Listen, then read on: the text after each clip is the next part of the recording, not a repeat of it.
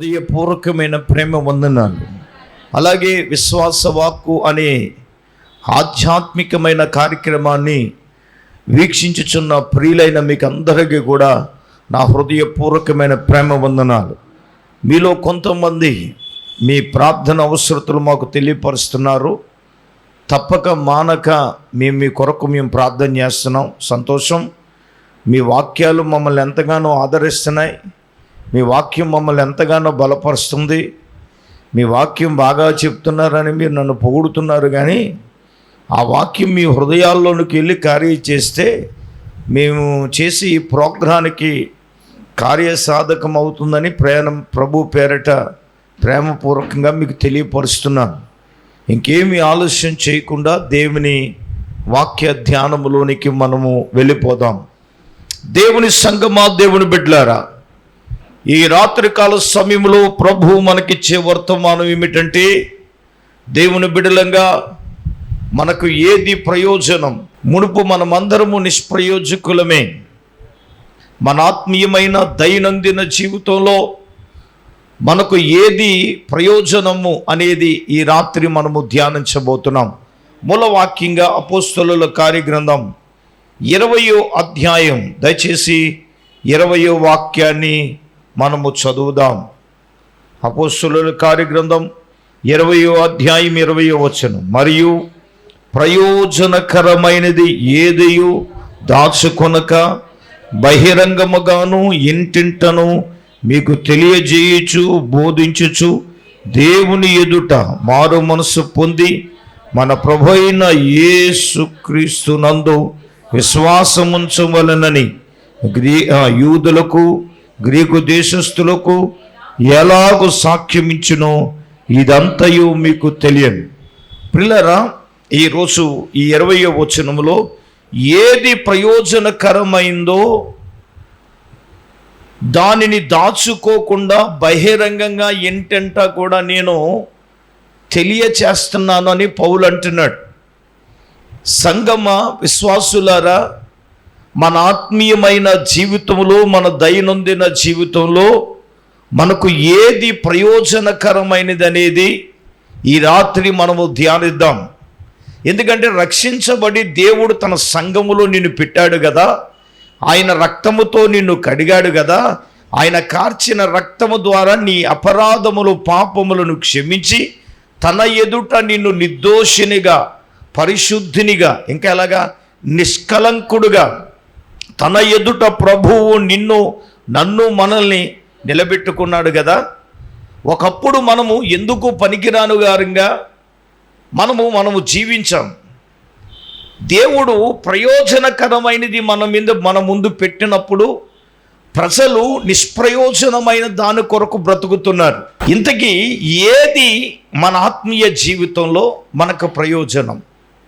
చెప్పండి అండి, ఏది మన ఆత్మీయ జీవితంలో మనకు ప్రయోజనం? నెంబర్ వన్ తిమోతి రాసిన మొదటి పత్రిక 1వ అధ్యాయం, దయచేసి 4 తిమోతి రాసిన పత్రిక, మొదటి పత్రిక 4వ అధ్యాయం 8వ వాక్యాన్ని మనము చదువుదాం.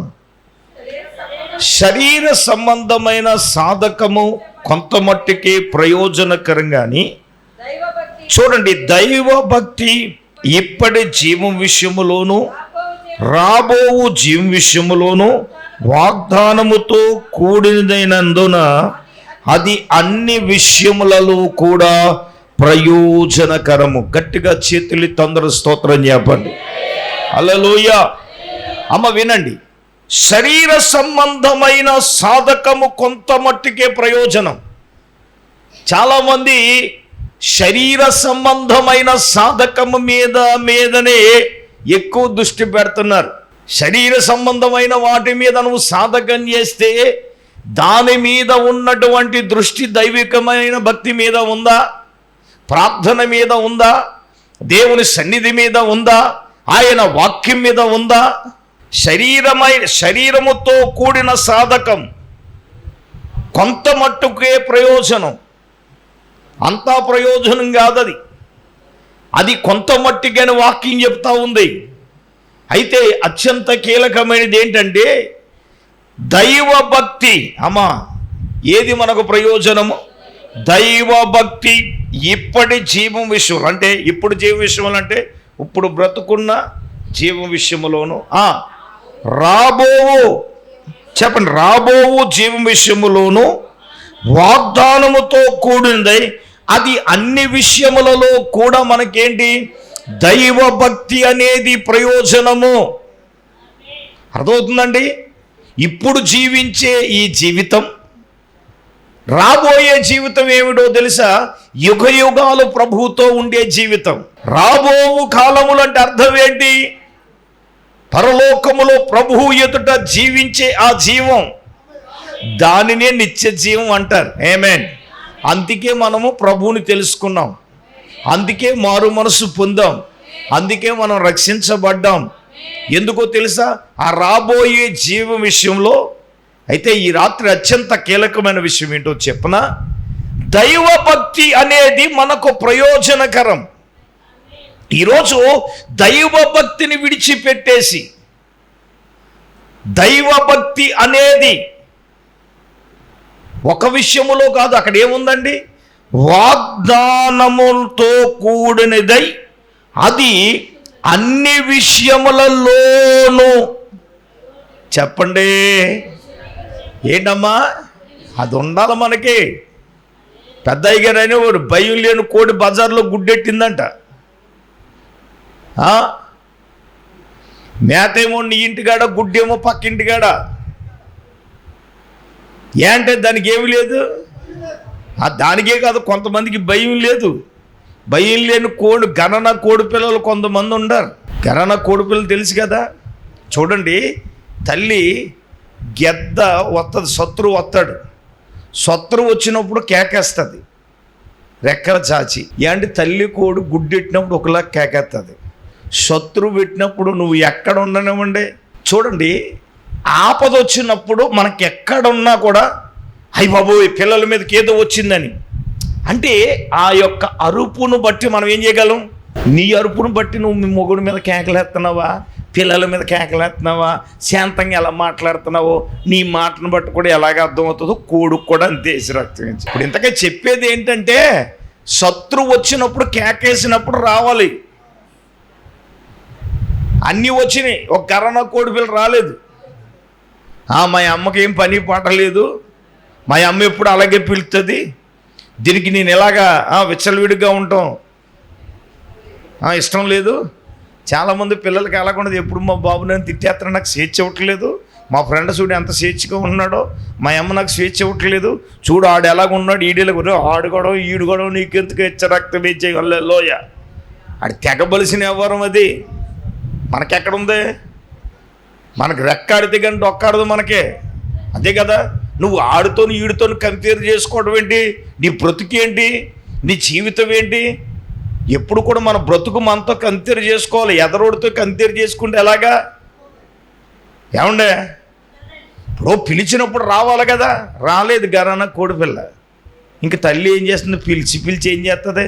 దాన్ని ఒక్కదాని గురించి ఈ ఉన్నట్లు వదులుకుంటుందా? అంతే, మూసేసింది. ఆడొచ్చాడు, ఎవడో వచ్చి ఏం చేశాడు? 2 కాళ్ళ మీద తండుకుని పైకి వెళ్ళిపోతూ ఉంటే చూసావా, మా అమ్మ ఎప్పుడు కూడా ఈ పెంట మీద ఆ పెంట మీద, ఈ చెట్టు కింద ఆ చెట్టు కింద తిప్పింది. కానీ ఈ తల్లి ఎంత మంచిదో, ఈ తల్లి ఎంత మంచిదో, పైకి తీసుకెళ్తుంది. అయ్యో బాబోయ్, ఈ తల్లి ఎంత మంచిదో, పైకి తీసుకెళ్తా ఉంటుండే. మా తల్లి ఎప్పుడు కూడా ఈ కింద తిప్పేది. ఈ తల్లి ఎంత మంచిదో, పైకి తీసుకెళ్ళిపోతుంది. ఈ తల్లి సంగతి దీనికి ఎలా తెలుస్తుంది? పైకి తీసుకెళ్ళి ఒక తాడి చెట్టు కొమ్మ మీద పెట్టి 2 కాళ్ళ మధ్యన నొక్కి పొడిచినప్పుడు అమ్మో అమ్మ ఎక్కడ ఉంది? కింద ఉంది. అంతే కదా. మరి ఈ రోజున నేను ఎందుకు చెప్తున్నానంటే, దైవ భక్తి అనేది ఇప్పుడు జీవం విషయంలో నాకు నచ్చిన మాట, రాబోవు జీవ విషయంలో కూడా దైవభక్తి ఎందుకు మనకే. ఈరోజు ఎక్కడికక్కడ భయంకరంగా పెచ్చిపోతూ ఉన్నారు. ఏమంటే ఎన్ని నిందలు ఒక్కొక్కసారి నేను యూట్యూబ్లో చూస్తున్నప్పుడు వింటున్నప్పుడు నిజంగా నాకు ఒరు బాబు ప్రభు రాకుడు ఇప్పుడే వచ్చేస్తే బాగుండు అనిపిస్తుంది. ఎంత వ్యంగ్యంగా మాట్లాడుతున్నారండి. సో అయితే ఈ రోజున అత్యంత కీలకంగా విషయం ఏమిటంటే, నీకు ఈ దైవభక్తి అనేది ఇప్పుడు విషయంలోనూ రాబోవు జీవం విషయంలో కూడా.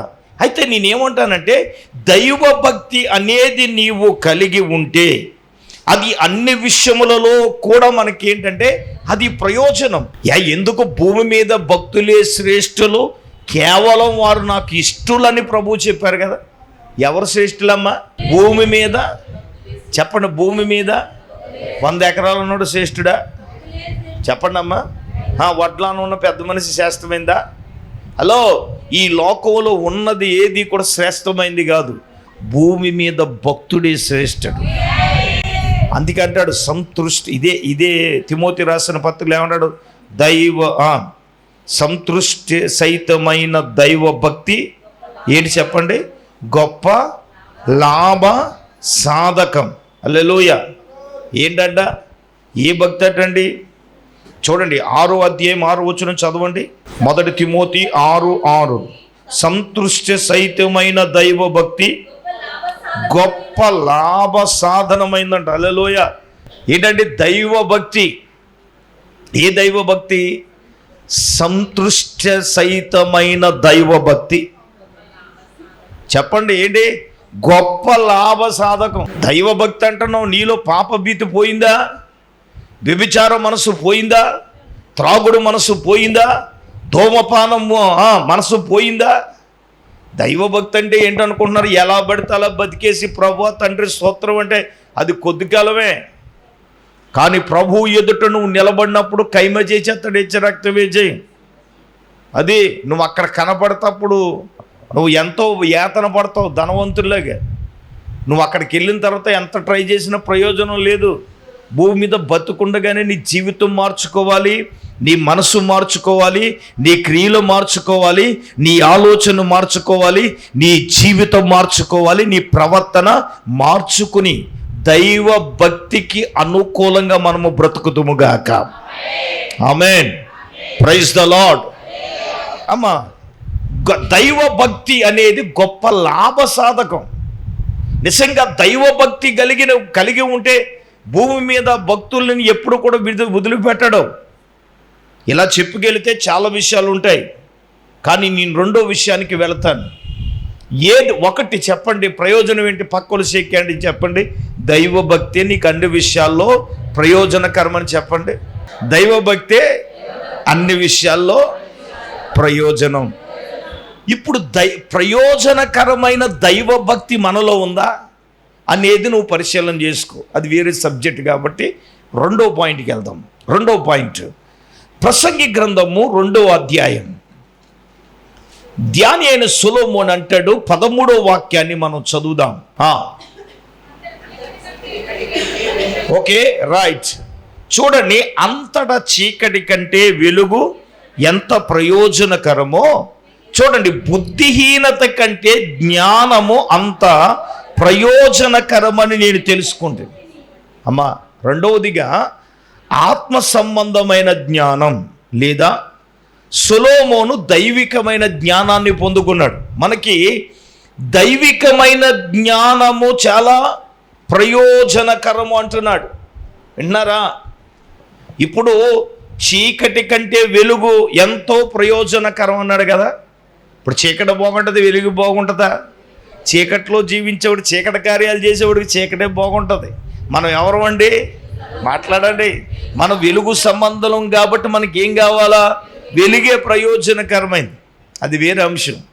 ఇప్పుడు అత్యంత కీలకమైందంటే, ఒరే బాబు, నువ్వు బుద్ధిహీనత కంటే ఏది ప్రయోజనం అండి? బుద్ధిహీనంగా బతకూడదు. దేవుడు లేడనేవాడు బుద్ధిహీనుడు. దేవుడు ఉన్నాడని నమ్మిన నీవు బుద్ధిహీనంగా బ్రతికితే అది నీకేం ప్రయోజనం? ఏమన్నా అంతే కదా. మన బుద్ధి వచ్చింది కదా.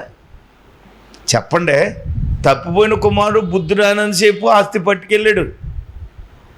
డబ్బులు ఉన్నంతసేపు స్నేహితులు పెద్దోళ్ళు, అబ్బో డబ్బుంటే మన ఎంత ఈ బాబు ఏమనుకుంటున్నావు, హల్లెలూయా చారుని అంటే ఏమనుకుంటున్నావు అని ఏం చేస్తారు? చారుణ్ణి ఎక్కడికో ఎత్తేస్తారు. దేవునికి స్తోత్రం. ఏ పిల్లేమో భూలో గుబ్బిపోద్ది. దేవునికి స్తోత్రం. ఊరిగా రక్తం వేచే నువ్వు కూర్చొని బాగా చేసి పెడతావని నిన్ను పొగుడుతారంతే. రక్తం వేచి అదే తెపాల తిరగేసి నిన్ను పొగడమను. పొగుడుతారా? పొగుడుతారా? పొగడరుగా. ఇప్పుడు వీడి దగ్గర డబ్బు ఉంది, వీడి కోడుకు పొగిడెత్తేటప్పటికి, ఒరే నాన్న నీ దగ్గర స్నేహితుడు అని 100 రూపాయలు చూచాడు అనుకో, నిన్ను పొగిడెత్తాడు, రక్తం వేచి. ఎందుకో 100 రూపాయలు నీ దగ్గర నుంచి ఏదోలా ఖర్చు పెట్టించారు. దాహం ఎత్తుందిరా, ఆడి దగ్గర ఉంటాయి. వీడు ఇక్కడ ఎడతాడు పాకెట్. ఎక్కడా చెప్పండి, సీక్రెట్ పాకెట్లు ఉంటాయి, ఆడికి డబ్బులు తీడాడు. నిన్ను మాపేయాలి కదాడు. ఆయన అలాగే మాపేశాడు. ఎవడే తప్పు అని కుమారుని, అంతా పోయింది. చివరికి ఏంటి అబ్బాయి, తినడానికి తిండి లేదు. ఎవడైనా ఇచ్చాడా? చెప్పండి అమ్మా. ఎవడెవలేదు. మీరు చెప్పినట్టు పందులు కూడా తినలేదు అంటే పంది కంటే ఏనమైపోయింది బతుకు. బుద్ధి లేకుండా ప్రవర్తిస్తే ఒక మాట చెప్పాలంటే పంది కంటే మీరన్న మాటే. బుద్ధి లేకుండా ప్రవర్తిస్తే, బుద్ధి లేకుండా జీవిస్తే, బుద్ధి లేకుండా వ్యవహారం చేస్తే, ఈ రోజున పెళ్ళైన వాళ్ళకి పోయే కాలాలు బుద్ధి లేని వారి వ్యవహారం చేస్తున్నారు. బుద్ధి లేకుండా బ్రతకూడదు. బుద్ధిహీనత కంటే దైవికమైన జ్ఞానం ఏంటి చెప్పండి? మనిషి ఏది విత్తుకుంటాడో అదే పంట కోస్తాడు. బుద్ధిహీనమైన భక్తి, బుద్ధిహీనమైన జీవితం, బుద్ధిహీనమైన ఆలోచనలు, బుద్ధిహీనమైన క్రియలు మనలో ఉండకూడదు. మనం ఎలా ఉండాలి, మనం ఎలా జీవించాలి, మనం ఎలా బ్రతకాలి అంటే జ్ఞానం కలిగిన వాళ్ళగా. అదే ప్రయోజనం మనకి. అదవుతుందండి. ఎంత చెప్పనివ్వండి. కొంతమంది మానరు, వాళ్ళు ఎప్పుడు రావాలనుకున్న వాళ్ళకి వస్తారు. వీళ్ళు ఏమనాలి? బుద్ధిమంతులు అనాలా? లేకపోతే మన బుద్ధిహీనులు అనకూడదు, బుద్ధిమంతులు అన్నాం. 10 మందిని బుద్ధిగల కన్యకలే అన్నాడు ఆయన. దేవునికి స్తోత్రం. తర్వాత 5 బుద్ధిగలవారు ముందేమన్నాడు, మరి తర్వాత ఏమన్నాడండి? మనం ఏ బ్యాచీలో ఉన్నాం? మరి అలాగంటే నన్ను బుద్ధి లేదన్నాడు అయ్యగారు ఈ మధ్యన. నా మీద రక్తం వేజేయి. అదే బుద్ధి వాళ్ళకి లేకపోతే నాకు లేదంటున్నారండి. అబ్బాయి బుద్ధి నాకు లేదంట. దేవునికి స్తోత్రం. మరి నేర్పండి, మరి రక్తం వేజేయి. హలో, బుద్ధిహీనత కంటే జ్ఞానమే ఏంటి చెప్పండి? ప్రయోజనం. ఇప్పుడు సొలొమోను ఏ జ్ఞానాన్ని కలిగి ఉన్నాడు? లోక సంబంధమైన జ్ఞానం కాదు, కొంపలు కూల్చే జ్ఞానం కాదు, కాపురాలు కూల్చే జ్ఞానం కాదు, మనిషి యొక్క జీవితాలు పాడు చేసే భౌతిక సంబంధమైన జ్ఞానం కాదు. ఆయన ఏ జ్ఞానం కలిగి ఉన్నాడయ్యా అంటే దైవికమైన జ్ఞానాన్ని తన జీవితంలో కలిగి ఉన్నాడు కదా. దేవుని సంగమా, దేవుని బిడ్డలారా, ఈ రాత్రికాల సమయంలో, ఈ శుభ్రక్ష రాత్రి రోజున నువ్వు బుద్ధిహీనంగా జీవించడానికి వీలేదు. నీకేం కావాలి? ఆత్మ సంబంధమైన జ్ఞానమును నీ జీవితంలో నువ్వు కలిగి ఉండాలని ప్రియ పరిశుద్ధాత్మ దేవుడే నీతో, నాతో, మనందరితో ప్రభు మాట్లాడుతూ ఉన్నాడు. 1, దైవ భక్తి అన్ని విషయములలో ప్రయోజనం. 2 ఆత్మ సంబంధమైన జ్ఞానమే నీకేంటి చెప్పండి? ప్రయోజనం. మూడవదిగా మనం చూసినప్పుడు యెషయా గ్రంథము 48వ అధ్యాయం, దయచేసి 17వ వాక్యాన్ని మనం చదువుదాం. నీ విమోచకుడు ఇశ్రాయేలీల పరిశుద్ధ దేవుడైన యెహోవా ఇలాగు సెలవిచ్చుచున్నాడు, నీకు ప్రయోజనము కలుగునట్లు నీ దేవుడని యెహోవా నగు నేనే నీకు ఉపదేశము చేసేదను, నీవు నడవవలసిన త్రోవను నిన్ను నడిపించేదను. 3 చెప్పండి ఏంటండి? ఉపదేశమే మనకు ప్రయోజనం. ఉపదేశం అంటే ఏమిటి? నువ్వు ఎలా జీవించాలో చెప్పేది ఉపదేశం. నువ్వు ఎలా బ్రతకాలో చెప్పేది ఏంటి చెప్పండి? తల్లిదండ్రులు చెప్పేది ఏంటో, నువ్వు ఇలాగ ఉండాలి, అలాగ ఉండాలని చెప్పేది అదేంటి? నీకు ఉపదేశం. నా కుమారుడా, నీ తల్లిదండ్రుల ఉపదేశం నువ్వేం చేయొద్దు, తోసివేయొద్దు అన్నాడు కదా. వాళ్ళు ఎందుకు చెప్తున్నారంటే జీవితంలో నీలాగా వ్యవహరించి దెబ్బతిని, ఒరే బాబు మేము దెబ్బతిన్నాం హీనంగా, ఘోరంగా, ఒరే మీరు అలా బతకండి, మీరు దెబ్బతినకన్నా మాకు బుద్ధి వచ్చింది అనే ఉపదేశం చేస్తారు. తల్లిదండ్రులు చెప్పే ఉపదేశం ఏంటంటే నీ ప్రయోజనం కొరకే. ఎవరి కోసం? ఆత్మీయ తల్లిదండ్రులకి నేను చెప్పేది ఎందుకోసం? మీ ప్రయోజనం కోసమే కదా ఏది చెప్పినా. ఒకవేళ హెచ్చరించినను, గద్దించినను, నెక్స్ట్ పాయింట్లో వస్తుంది లేదు, ఏం చెప్పినా ఏమండే అంతే కదండి. ఇప్పుడు దేవుడే నీకు ఉపదేశం చేస్తున్నాడు. ఏంటి? నీకు ప్రయోజనం కలుగునట్లుగా దేవుడు ఉపదేశం చేస్తున్నాడు. నీకు ఏది ప్రయోజనమో అదే దేవుడు మాట్లాడుతున్నాడు. దేవుడే తన ఉపదేశమును నీకు ఉపదేశిస్తూ ఉన్నప్పుడు నీకు ప్రయోజనం కలుగునట్లుగా నా దేవుడు, నా ప్రభువు నీకు ఉపదేశించుచున్నప్పుడు ఉపదేశానికి నీ జీవితాన్ని అప్పగించుకోవాలి కదా, నీ బ్రతుకును అప్పగించుకోవాలి కదా. దేనికండి? ఉపదేశానికి అప్పగించుకోవాలి. తల్లిదండ్రుల ఉపదేశానికి అప్పగించుకున్నవాడు ప్రయోజకుడిగానే ఉంటాడు. లేనోడు తాగుబోతుగాను, తిరుగుబోతుగాను, దేశదింబర్లాగా, దేశ సంచారిగా బ్రతుకుతాడు. ఈ రోజున నీకు ప్రయోజనము కలుగునట్లు నీ దేవుడునగు యెహోవానగు నేనే నీకేం చేస్తాను? ఉపదేశం చేస్తాను. ఏంటి చెప్పండి? ఏది ప్రయోజనం అంటే ఏది ప్రయోజనకరమో ఆ ఉపదేశాన్నే ప్రభువు చెప్తాడు. అర్థమవుతుందా? ఏది మంచిదో, ఏది మంచిది కాదో, నువ్వు ఏం చేయాలో, ఏం చేయకూడదో, నువ్వు ఎలా ఉండాలో, ఎలా ఉండకూడదో చెప్పేది ఏంటంటే ఉపదేశం. సంఘానికి ఉపదేశ క్రమం ఉండాలి. మంచి ఉపదేశకుడిని, ఉపదేశించే సేవకుడిని దేవుడు మీకు ఇచ్చాడు. దాన్ని బట్టి మీరు సంతోషించాలి. హెచ్చరాక్తివేజే. కొంతమంది అరికెతలతో, పిట్టకెతలతో అది ఇది చెప్పేసి బతికేస్తారు. హెచ్చరాక్తివేజే 4 జోకులు 6 నవ్వులు. మన ఎక్కలెక్కలో పక్కపక్కలు ఉండవు. ఉంటాయి హెచ్చరాక్తివేజే. అది ఉన్నప్పుడే, అది ఎప్పుడు చెప్పాలో అప్పుడు చెప్తా. ఉపదేశం అనేది ఏంటి తెలుసా? హృదయంలోకి నాటుకుపోవాలి. అర్థమవుతుందండి? మనుషులను ఒప్పింపచేసేది ఉపదేశం, జీవితాలను సరిచేసేది ఉపదేశం. బ్రతుకులను కొంతమందికి ఎంత చెప్పనివ్వండి, దున్నపోతు మీద వాన కురిసినట్టే. హెచ్చరాక్తివేజై. అసలు కదులు ఉండదు, మెదులు ఉండదు. ఉపదేశానికి అప్పగించుకోరో, జీవితాన్ని మార్చుకోరో, బ్రతుకుని మార్చుకోరో. ఏమండి, నా చిన్నప్పుడు మాకు ఒక గేదె ఉండేది, ఇంట పుట్టినది. అది వర్షం కురితే అన్ని గేదెలు లోపలికి వచ్చేది కాదు. మా నాన్న ఎంత కొట్టనివ్వండి, అది దానికి వర్షంలో తడితే ఎంత చల్లగా ఉండేదన్న. మా నాన్న తుక్క కింద కొట్టేసేవాడు దాన్ని.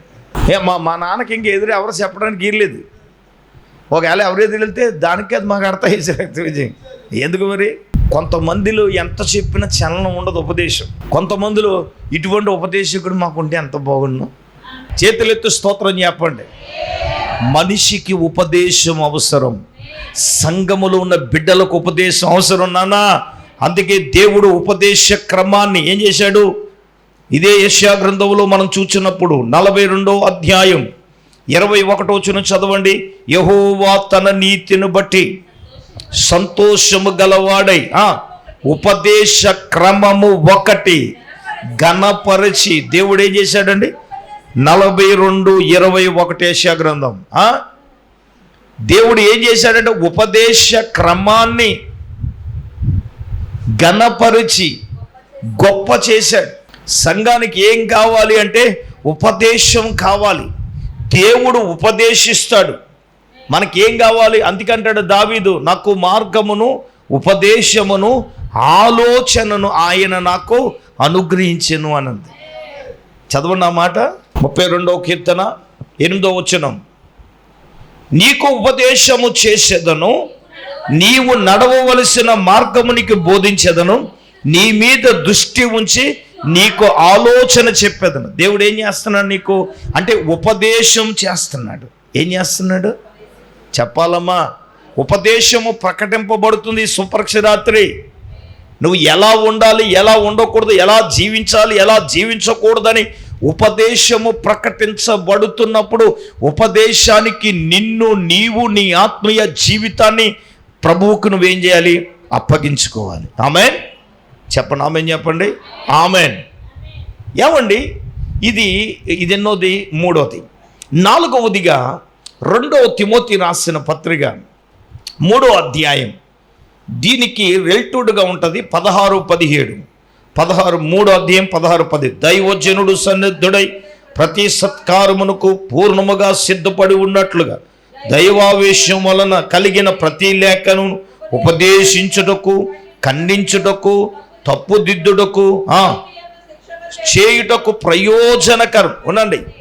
4వదిగా దైవజనుడు దైవావేశం వలన ఖండించి తప్పుదిద్ది, ఆత్మీయులు తప్పుదిద్దడం, సరిచేయటం, ఏమండి, ఖండించడం, తప్పుదిద్దడం అండ్ నీతి యందు శిక్షణ చేయడం. ఇదేంటి చెప్పండి? ప్రయోజనము. వినండి. దైవజనుడు దైవావేశం మీద దేవుని వాక్యము ప్రకటించుచున్నప్పుడు, ఖండించుచున్నప్పుడు నువ్వు ఎదిరించకూడదు. నీకు శోధన ఎందుకు వస్తుంది? ఏదో మాట్లాడేసాను, ఇలా చేసేసాను, అలా చేసేసానంటే మాట్లాడకూడదు. ప్రకటించబడినప్పుడు నీ జీవితం సరి చేసుకుంటే అది నీకు ప్రయోజనం. లేదు అనుకుంటే నువ్వు మౌనంగా ఉండాలి. ఖండించడానికి, తర్వాత అండి తప్పుదిద్దుటకు, ఉందా లేదా అక్కడ, నీతి యందు శిక్షణ చేయుటకు. దైవజనుడు అంటే ఏంటనుకుంటున్నారు? ఎలా పడితే అలాగనే అనుకుంటే కుదరదండి. అన్నవాళ్ళు కోసేసుకుంటాం మనం. సందర్భం వచ్చింది కాబట్టి చెప్తున్నాను.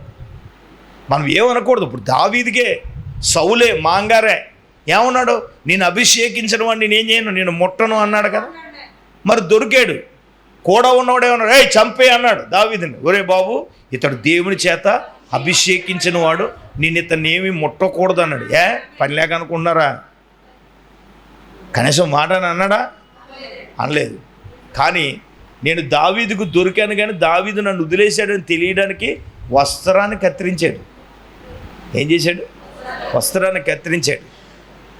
దైవ సేవకుడికి ఇచ్చిన పవర్ ఏంటంటే నువ్వు దేవుని వాక్యాన్ని నువ్వు ఖండించాలి. తప్పు చేస్తే తెగ నరికి పాడేయాలి. అర్థమవుతుందా? ఉంటే ఉంటారు, ఊడితే ఉంటారు, సరి చేసుకుంటారు, సరే.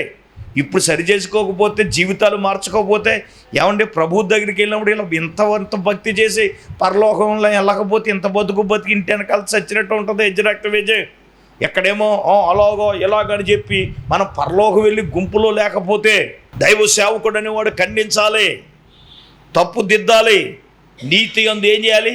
శిక్షణ చెయ్యాలి. దేవుని వాక్యము అది నీకు ప్రయోజనము. ఆమేన్.